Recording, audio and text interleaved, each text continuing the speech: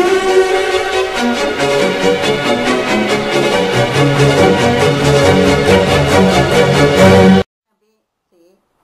1993 तक 2 साल भारत सरकार की ओर से बल्गेरिया में सोफिया विश्वविद्यालय में हिंदी प्रोफेसर, विजिटिंग प्रोफेसर के रूप में मैं वहाँ गई थी। 2 साल वहाँ पर मैं हिंदी साहित्य और भाषा को पढ़ाती रही।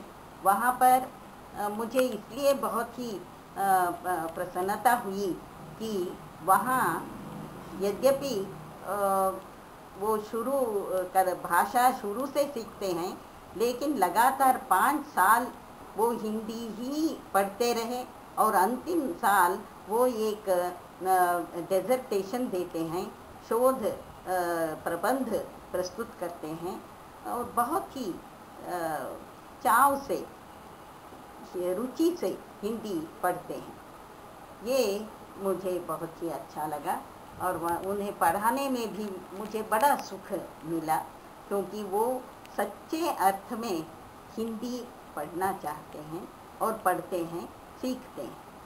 वो 5 साल का कोर्स है वहाँ पर। पहले कोर्स शुरू होने से पहले जब मैं वहाँ पर गई तो मैंने एक इंटेंसिव कोर्स तैयार किया था, जिससे कि 1 महीने में छात्र 1000 हिंदी शब्द सीख लें।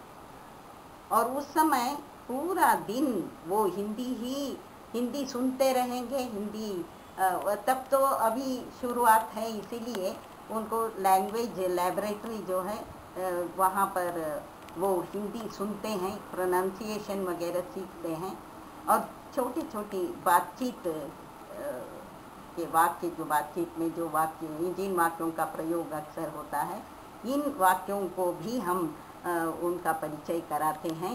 इस तरह वो इस इंटेंसिव कोर्स, एक पुस्तक जो आइए हिंदी सीखें, ये उसका शीर्षक है। तो उसमें से वो वाक्य पढ़ते भी हैं, सीखते हैं, बातचीत करते हैं। तो 1 महीने के बाद जब वो क्लास में आते हैं, तब तक वो छोटे छोटे वाक्य बोलने लगते हैं।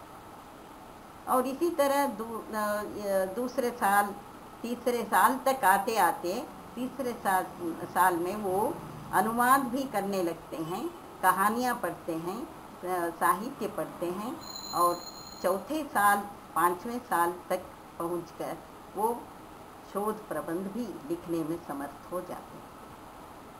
तो इस तरह जब मैं वहाँ पर रही, तब अग्नेय पर काम किया गया, हिमांशु जोशी पर काम किया गया, कई कवियों पर, उन्होंने लेखकों पर काम किया था।